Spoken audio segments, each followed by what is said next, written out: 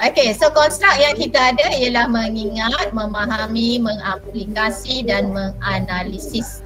Okay, dalam kertas 1 sampai peringkat kamu analisis, maksudnya kamu baca maklumat dari jadual, kamu keluarkan maklumat dari jadual dan kamu diminta selesaikan ikut maklumat yang diberi.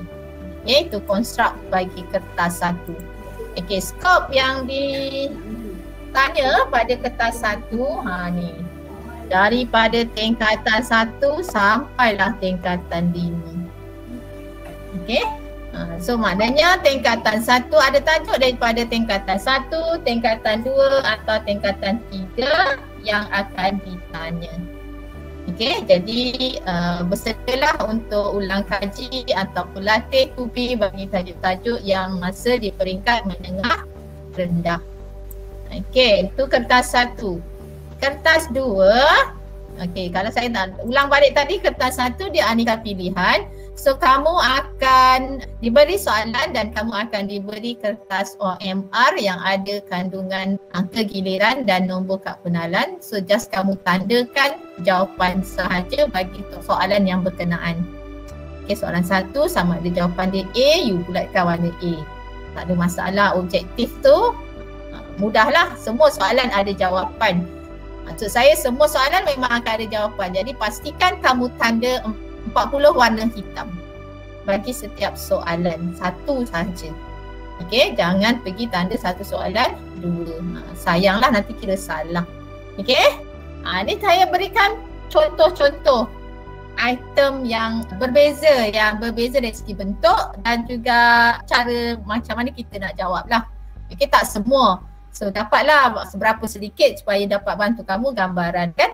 Okey, so kalau ini tajuk bentuk piawai, so dia suruh ungkapkan sifar 1, 2, 6, 7 dalam bentuk piawai. Dalam mana-mana subjek pun kalau melibatkan nombor yang panjang ataupun nombor yang terlampau kecil dan terlampau besar, terlampau banyak sifar dia, so kita boleh tukar dalam bentuk piawai. So kalau kita nombor ni kita ada sifar 1, 2, 6, 7 kan. So nak tukarkan dalam bentuk piawai, kita mesti jadikan nilai tu kurang daripada 10 lebih daripada 1. So kita kena gerakkan perpuluhan ni ke mana? Untuk jadikan A darab 10 kuasa N. Okay, A ni mestilah kita jadikan dia kurang daripada 10 lebih besar daripada 1. So kita kena gerak ke kanan. Kalau gerak ke kiri makin kecil. So kita kena gerak ke kanan 1, 2. So jadilah 1.267. Berapa kali kita gerak? Sebab 1 tu adalah berada pada nilai 1/100. Jadi 10 kuasa negatif 2 lah. Tapi dia nak jawapan tu tengok. Kamu beri jawapan 1.267 dalam 10 kuasa negatif 2. Tapi jawapan tak ada. So ambillah pilihan yang ikut berapa tempat dia berikan. So yang dia nak 2 tempat perpuluhan saja, jadi kita kena bundarkan 2 tempat perpuluhan 1.27 kali 10 kuasa negatif 2. Okey, ni contoh-contoh soalan yang mudah, pendek, ringkas, tapi kalau tak boleh nak tukarkan tu pun jadi salah lah kan. So kena tahu kemahiran asas macam mana kita nak tukarkan dari satu nombor tunggal kepada bentuk piawai ataupun sebaliknya. Okey, dan juga mungkin boleh kaitkan dengan operasi yang melibatkan nombor dalam bentuk piawai. Kalkulator boleh membantu untuk kamu jawab kertas 1 dengan cepat. Okey. Okey, contoh yang kedua. Contoh yang kedua, nampak tak panjangnya soalan ni? Kalau tak nak baca, macam mana nak dapat jawab? So kena bacalah. Okey, so ini ialah cerita pasal matematik pengguna pengurusan kewangan bab 10. Tahun bila? Lepas kan? Betul. Okey, so dia kira pasal pendapatan, dia suruh minta kamu cari berapa bilangan aliran tunai. So macam mana nak dapatkan aliran tunai? So ada proses dia. Berapa jumlah pendapatan tolak dengan berapa perbelanjaan. Okey, jadi kalau tengok dari sini kena bacalah. Baca betul-betul. Okey, jumlah pendapatan dia 4,500 tapi dia ada 2 buah rumah sewa sebanyak 650. Jadi jumlah pendapatan 4,500 tambah dengan 650 tambah dengan 650 sebab dia ada 2 biji rumah sewa. Dia belanjakan bulan-bulan 1,008 dan juga 700 sebulan. Jadi dekat situ kita dapatlah aliran tunai Cik Aminah. Okey. Okey ni kira pendapatan. Mudah kan? Okey. So yang berikutnya contoh ketiga. Diberikan murajah. Diberikan murajah graf yang mewakili laju masa. Okey. So bila laju masa kita tahu graf laju masa, so ada kuantiti yang diwakili oleh kecerunan bagi graf tersebut. Okey. Tapi dia bukan minta kecerunan pun. Soalannya simple. Dia minta cari tempoh masa dalam saat laju seragam. Bukan laju seragam yang dia minta. Yang dia minta adalah tempoh masa ketika laju seragam. Okey, so nak jawab apa? Adakah kamu nak jawab 17? 17 laju seragamnya. So kamu kena jawab tempoh masa. Jadi kamu kena tengok laju seragam tu di mana? Laju seragam ni adalah pada garisan mengufuk ni. So, bila dalam keadaan mengufuk berlakulah laju seragam. Laju seragamnya adalah 17 meter per saat. Sekarang dia minta tempoh masa. Jadi tempoh masa kena tengok berapa lama masa dia berada dalam keadaan laju seragam. So 12 tolak dengan 5 dapat 7. Okey, contoh keempat. Ni diberi graf, kamu diminta nyatakan yang mana satu. Okey, so teknik jawab mungkin macam-macam cara, tapi kalau ikut dekat sini bila kita faham asasnya, jadi kita boleh dapat dengan cepat. Pandang, tanda. Betul tak? Kita pandang, dia dapat. Tengok persamaan, tengok bentuk graf. Okey, persamaan fungsi yang diberi, kita tengok fx sama dengan x kuasa 2 tolak 2. Dah tentulah dia senyum kan. Janganlah duk gatal tanda C dengan D. Tukang tak siap-siap kat situ dah salah. Okey, dia mestilah senyum. Okey, lepas tu tolak 2. Tolak 2 adalah nilai apa? Fungsi kamu dalam bentuk fx sama dengan ax kuasa 2 tambah C. Apa nilai C tu? A menentukan sama ada senyum atau masam. A kamu adalah 1. Jadi C kamu tu adalah nilai y-intercept. Jadi mana satu yang menghasilkan C nilai negatif 2, y-interceptnya negatif 2. Jadi kita dapat jawapan A. Okay, next contoh yang kelima. Ini kita menganalisis data. Okey, data yang diberi adalah dalam bentuk jadual. Ada skor 1, 2, 3, 4 dan ada bilangan murid K10, 9, 21. Apa yang diminta? Murid yang mendapat skor melebihi 2, lebih daripada 2 akan dapat hadiah. Lebih daripada 2. Lebih daripada 2 tu berapa? 3 dengan 4. Diberi bilangan murid yang mendapat hadiah adalah 2 kali bilangan murid yang tak dapat. Bilangan murid yang tak dapat ni, okey, yang dapat hadiah tu adalah 2 kali daripada K tambah 10. Jadi kalau ikutkan jumlah ni berapa? Jumlah ni ada 30. 30 ni adalah 2 kali daripada ni. Jadi K tambah 10 tu adalah sepatutnya berapa? 30 tu 2 kali daripada yang sebelah kiri ni. Jadi sini hanya 15. Jadi selesailah K sama dengan 5. Tengok bentuk soalan. Yang penting kamu tahu, macam ni soalan dia ada jadual dan ada maklumat yang perlu kamu faham dan barulah kita boleh cari nilai yang dia minta. Okey? Jangan sok sendiri je, main tanda je. Tanda-tanda memang dapat 8/40.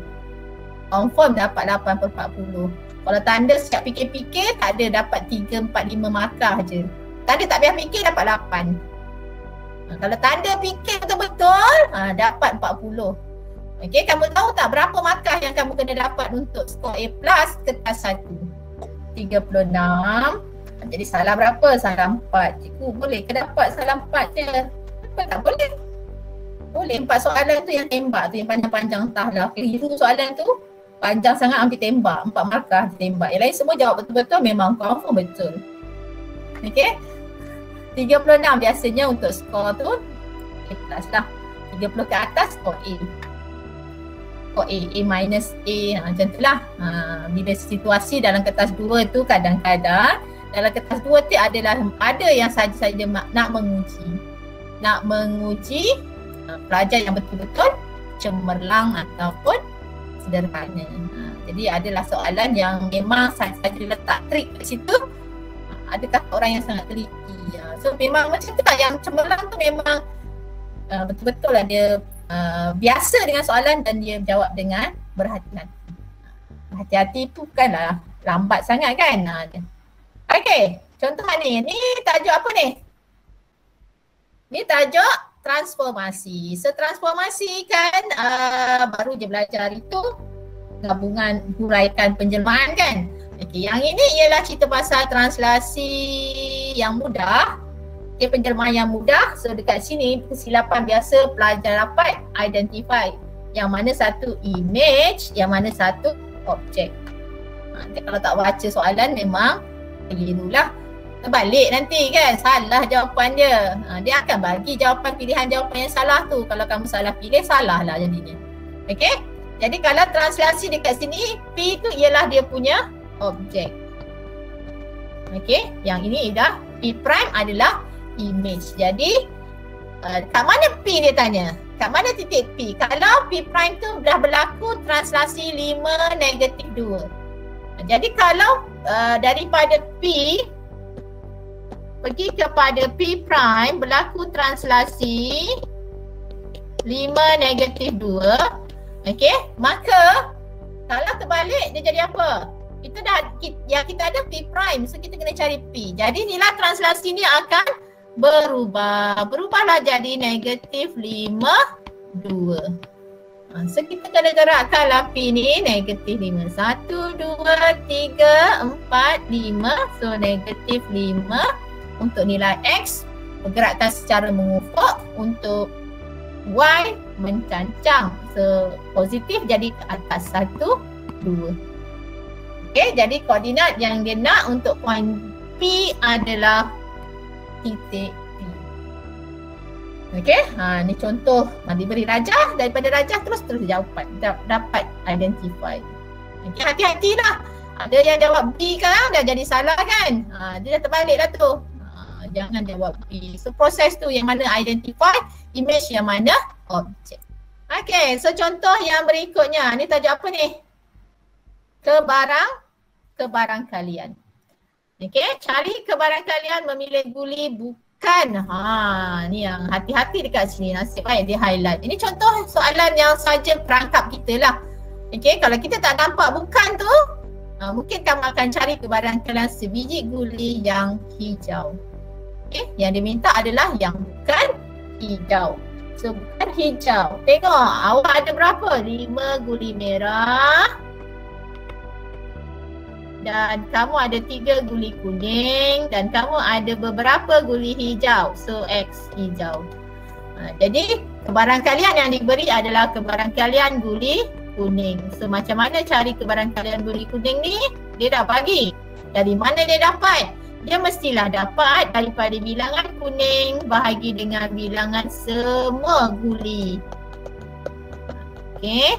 Jadi bilangan kuning ada 3, semua guli berapa? Tak tahu. Okeylah C jumlah 1/6. Jadi dapatlah jumlahnya adalah darab silang dekat sini, jumlah adalah sama dengan 18. Dia minta kamu cari kebarangkalian apa? Kebarangkalian yang bukan hijau. So yang mana satu yang bukan hijau? 5 dengan 3. Jadi awak ada kebarangkalian hijau mestilah dari bilangan hijau bagi dengan semua bilangan guli. Jadi awak ada 8/18. So awak ada 4/9. Tak ada jawapan 8/18, dah ada jawapan dalam bentuk termudah. Okay, next. Tadi kata satu kan, setiap satu tu berapa markah? Setiap satu tu 1 markah. Okay, so cara dia kalau dapat satu set 40 soalan tu, okay, tak semua susah kan. Yang susah tu 3 soalan je. yang ada soalan yang panjang, ada soalan yang pendek. So seberapa cepat yang boleh, saya selalu pesan dengan anak murid saya dan kamu juga saya pesan, bila dapat je kata soalan, kita jawab mula dari 1. So seberapa cepat yang boleh, cuba kita dapat sampai jawab 40. Soalan 40. Macam mana nak cepat tu? Contohnya kalau satu soalan tu yang panjang, satu muka surat soalan dia. Satu muka surat, pernyataan panjang yang memerlukan kita pemahaman yang lama. Kita nak kena fahamkan soalan, lepas tu nak cari dia punya penyelesaian dia. Okay, panjang satu muka surat. Awak rasa nak baca, take time, skip dulu. So, skip soalan-soalan yang mudah, yang direct, yang biasa kamu jumpa. Banyak soalan yang biasa kamu jumpa. Sebab saya tak nak nanti kamu keluar dewan, kamu cari soalan sampai soalan 35 cikgu, 5 lagi saya tembak. Sangat sayang lah. So sebenarnya yang soalan 40, 39, 38 tu adalah soalan-soalan yang sangat-sangat mudah. Okay, jadi seberapa cepat yang boleh selesaikan sampai 40 soalan. Lepas dah habis 40 soalan, saya rasa tak sampai 1 jam setengah lagi. Mungkin 1 jam atau mungkin baru 40 minit. Saya boleh review balik, cari soalan yang